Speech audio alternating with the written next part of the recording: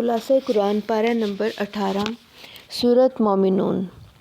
اس میں اللہ تعالیٰ نے مومنین کی صفات بیان کی ہیں کہ بے شک ایمان والے کامیاب ہو گئے۔ وہ لوگ کامیاب ہیں جن میں مندرجہ ذیل خصوصیات پائی جاتی ہیں: جو نماز میں عز و نیاز اختیار کرتے ہیں، جو بیہودہ باتوں سے منہ موڑے رہتے ہیں، جو زکوٰۃ ادا کرتے ہیں، جو اپنی شرم گاہوں کی حفاظت کرتے ہیں مگر اپنی بیویوں یا لونڈیوں سے۔ لونڈیوں کا تو اب ختم ہو چکا ہے تقریباً، تو اس کے علاوہ جو کوئی کسی اور کا طالب ہو تو وہ اللہ کی حدود سے باہر نکلنے والا ہے۔ اور جو لوگ اپنی ایمانتوں اور اقراروں کو ملحوظ خاطر رکھتے ہیں اور جو نمازوں کی پابندی کرتے ہیں، یہی لوگ وارث ہیں بہشت کے، فردوس کے، جنت الفردوس جو سب سے اعلیٰ جنت ہے۔ اس کے بعد اللہ تعالیٰ کچھ اپنی قدرت کی نشانیاں بتاتے ہیں کہ ہم نے انسان کو کس طرح ایک قطرے سے لوتھڑا بنایا، پھر لوتھڑے کی بوٹی بنائی، اس کی ہڈیاں بنائیں، پھر ہڈیوں پہ گوشت چڑھایا، اس کو نئی صورت میں بنایا۔ تو اللہ سب سے بہتر بنانے والا ہے۔ وہی اس بات کی نشانی ہے کہ اس کے بعد تم مر جاؤ گے اور قیامت کے دن کھڑے بھی کیے جاؤ گے۔ اس کی قدرت کا ہی یہ ایک لازمی تقاضا بھی ہے۔ اور ہم نے کس طرح آسمان سے بارش برسائی ہے، اس کو زمین میں ٹھہرا دیا، اس پانی کو ہم غائب کرنے پہ بھی قادر ہیں۔ تمہارے لیے کھجور انگور کے باغ بنائے، اور وہ درخت جو سور سینا میں پیدا ہوتا ہے، یعنی زیتون کا درخت، جو کہ کھانے کے لیے بھی استعمال ہوتا ہے، اس کا تیل بھی انتہائی مفید ہے۔ چوپایوں میں بھی تمہارے لیے عبرت ہے، ان کے پیٹوں میں سے ہم تمہیں دودھ پلاتے ہیں، اور ان میں تمہارے لیے اور بھی بہت سے فائدے ہیں، یعنی کہ ان کی ہڈیوں، چمڑے اور بالوں سے اور اون سے بہت سی دیگر اشیاء بھی بنائی جاتی ہیں۔ پرانی قوموں کے واقعات اللہ تعالیٰ یہاں پہ ضمن ذکر کر رہے ہیں۔ قوم نوح کی طرف ہم نے حضرت نوح علیہ السلام کو بھیجا اور انہوں نے ان پہ مختلف اعتراضات کیے۔ ایک تو یہ کہ ہم جیسا آدمی ہے جو کہ بڑائی چاہتا ہے، اور پھر یہ کہ اس کو تو دیوانگی کا عرضہ ہے، یعنی ایسے محسوس ہوتا ہے کہ خود بھی وہ کلیئر نہیں تھے، ان کی اپنی باتوں میں ہی مماثلت نہیں تھی۔ اور پھر حضرت نوح علیہ السلام نے اللہ تعالیٰ سے دعا کی، رب انصرنی بما کذبون، اے رب میری مدد فرما۔ اور پھر اللہ تعالیٰ نے ان کو اور ان کی قوم کو نجات دی۔ پھر ان کی دعا کا ذکر ہے۔ اللہ پاک نے فرمایا کہ کشتی میں داخل ہونا، شکر ادا کرنا اور یہ دعا کرنا، قل ربی انزلنی منزلا مبارکا وانت خیر المنزلین۔ اور پھر اس کے بعد اور بہت سی اقوام ہم نے زمین میں پیدا کی، اور کوئی امت بھی اپنے وقت سے نہ آگے جا سکتی ہے نہ پیچھے رہ سکتی ہے، اس کا وقت مقررہ ہمارے ہاں طے ہے۔ پھر اس کے بعد پے در پے ہم نے پیغمبر بھیجے، اور ہر نبی کو ان کی قوم جھٹلاتی ہی رہی۔ حضرت موسیٰ اور ان کے بھائی حضرت ہارون علیہ السلام کا ذکر ہے، اور حضرت عیسیٰ علیہ السلام جو حضرت مریم کے بیٹے تھے، ان کو ہم نے ایک نشانی بنایا دنیا کے لیے۔ اے پیغمبرو، پاکیزہ چیزیں کھاؤ اور عمل نیک کرو۔ اس میں 2 آیات میں ایک قسم کا پورے دین کا نچوڑ ہے کہ خوراک بھی پاکیزہ استعمال کرو اور عمل بھی نیک کرو۔ پھر مزید مومنین کی صفات ہیں کہ جو لوگ اپنے پروردگار کے خوف سے ڈرتے ہیں اور اپنی پروردگار کی آیتوں پر ایمان رکھتے ہیں، اور جو اپنے پروردگار کے ساتھ شریک نہیں کرتے، اور جو کچھ دے سکتے ہیں دیتے ہیں، پھر بھی ان کے دل اس بات سے ڈر رہے ہوتے ہیں کہ انہیں رب کی طرف لوٹ کے جانا ہے، یعنی ہر طرح کی نیکیاں بھی کرتے ہیں، صدقہ خیرات کے باوجود بھی وہ اللہ کے خوف سے لرزتے رہتے ہیں۔ یہی لوگ ہیں جن کے لیے ہم نیکیوں میں جلدی کرتے ہیں، اور یہی ان سے آگے نکل جانے والے ہیں۔ اور ایسے ہی ہوا کہ ان کے دل ہماری باتوں سے غفلت میں پڑے تھے، یہاں تک کہ ہم نے ان کے آسودہ حال لوگوں کو عذاب میں پکڑ لیا تو وہ تل ملا اٹھے، یعنی پہلے اکابرین پہ سختی کی گئی، اس کے بعد پھر اللہ تعالیٰ ان سے ملامت کر رہے ہیں کافروں کو کہ میری آیات تمہیں پڑھ کے سنائی جاتی تھی، تم ایڑیوں کے بل پھر جاتے تھے، سرکشی کرتے، کہانیوں میں مشغول ہوتے، بیہودہ بکواس کرتے۔ کیا انہوں نے کلام پہ غور نہیں کیا، یا وہ اس رسول کو پہچانتے نہیں تھے؟ اگر حق ان کی خواہشوں کے پیچھے چلے تو آسمان و زمین اور جو کچھ ان میں ہے وہ درہم برہم ہو جائے۔ اللہ تعالیٰ اپنی نعمتیں گنواتے ہیں کہ اسی ذات نے تمہارے کان اور آنکھیں دل بنائے، تمہیں زمین میں پیدا کیا، اور وہ تمہیں زندگی بخشتا اور موت دیتا ہے، دن رات کا بدلنا بھی اسی کا تصرف ہے، مگر یہ لوگ پھر بھی نہیں سمجھتے۔ پھر اللہ پاک فرماتے ہیں کہ اگر اللہ نے کسی کو اپنا بیٹا بنایا ہوتا یا اس کے ساتھ کوئی دوسرا معبود ہوتا تو ہر معبود اپنی اپنی مخلوقات کو لے کے الگ راستے پہ چل پڑتا، ایک دوسرے پہ غالب آنے کی کوشش کرتے۔ سبحان اللہ عما یصفون، پاک ہے اللہ ان باتوں سے جو یہ بیان کرتے ہیں۔ پھر اللہ تعالیٰ کی اخلاقی ہدایت دے رہے ہیں کہ بری بات کے جواب میں اچھی بات کہو، یعنی برائی کو بھلائی سے دور کرو، اور اپنے پروردگار کی پناہ مانگو شیطان کے وسوسوں سے۔ پھر اللہ پاک فرماتے ہیں کہ یہ لوگ اسی طرح غفلت میں رہیں گے یہاں تک کہ جب ان میں سے کسی کے پاس موت آ جائے گی تو کہے گا رب ارجعون، اے پروردگار مجھے دنیا میں واپس بھیج تاکہ میں وہ نیک کام کروں جو میں دنیا میں چھوڑ کے آیا ہوں، ترک کر کے آیا ہوں۔ ہرگز نہیں، یہ ایک بات ہے، وہ اسے زبان سے کہہ رہا ہوگا لیکن اس کے ساتھ عمل نہیں ہوگا، اور ان کے پیچھے جہاں وہ قیامت تک رہیں گے۔ پھر جب سور پھونکا جائے گا تو نہ ان میں رشتہ داری رہے گی اور نہ ہی وہ ایک دوسرے کو پوچھیں گے۔ تو جس کے اعمال کے بوجھ وزنی ہوں گے تو وہی لوگ فلاح پانے والے ہیں، اور جس کے بوجھ ہلکے ہوئے تو انہوں نے اپنے آپ کو خسارے میں ڈال دیا، اور آگ ان کے منہوں کو جھلس دے گی اور وہ اس پہ تیوری چڑھا رہے ہوں گے۔ پھر اس دن وہ دعائیاں دیں گے کہ اے پروردگار، ہماری کمبختی ہم پہ غالب آ گئی، ہم راستے سے بھٹک گئے، ہمیں اس میں سے نکال دے جہنم میں سے، اگر ہم نے دوبارہ ایسے کیا تو پھر ہم ظالم ہوں گے۔ تو اللہ تعالیٰ فرمائیں گے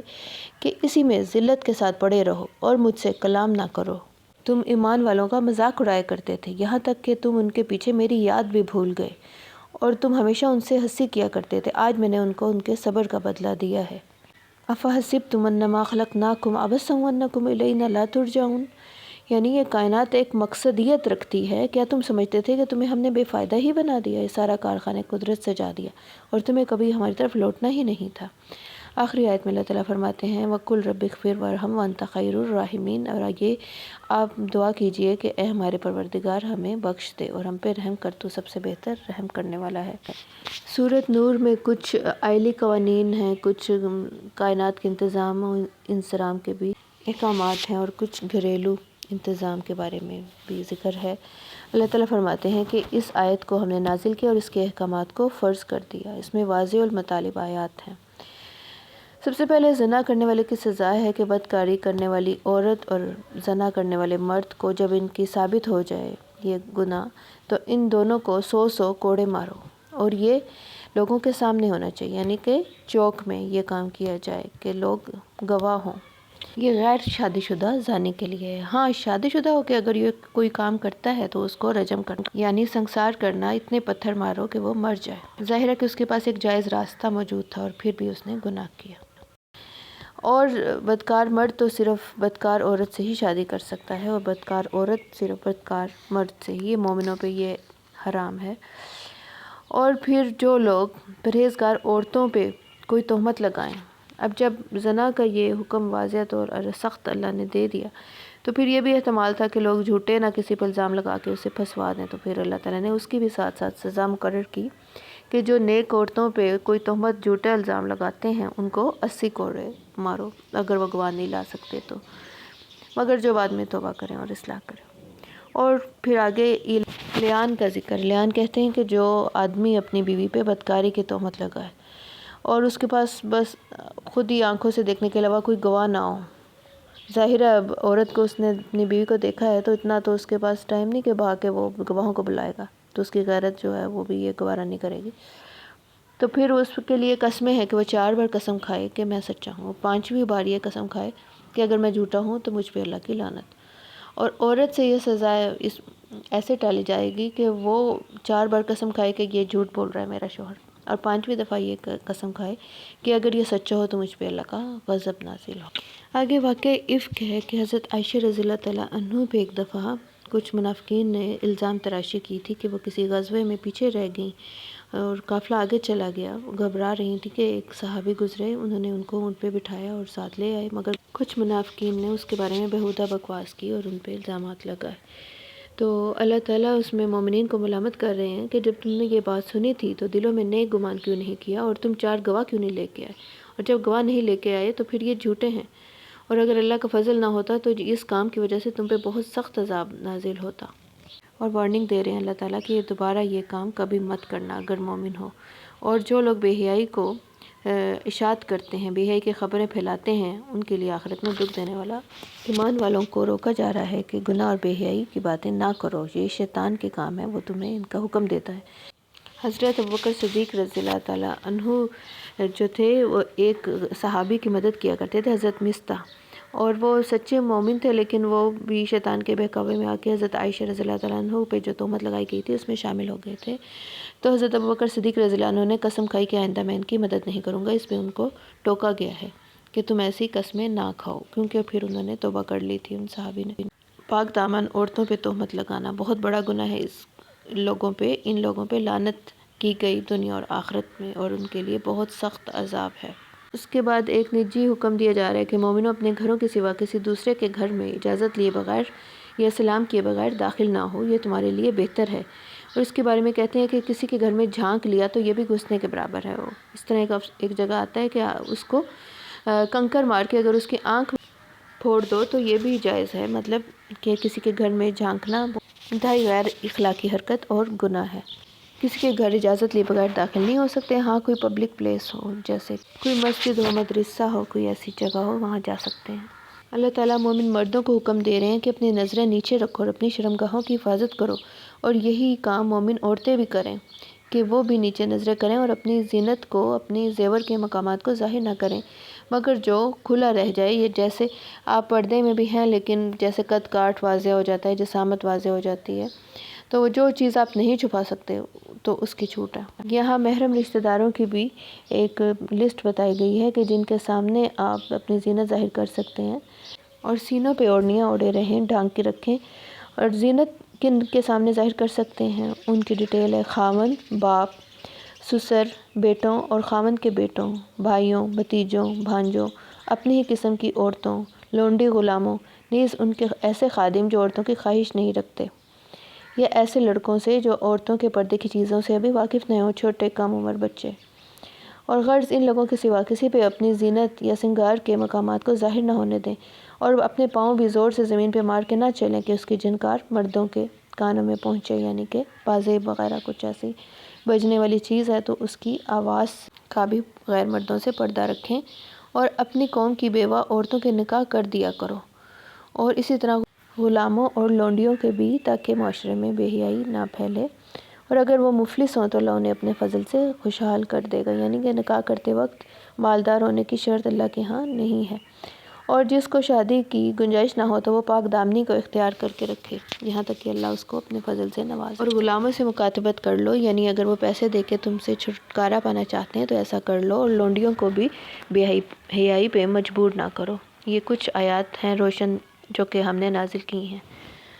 آگے ایک بڑا خوبصورت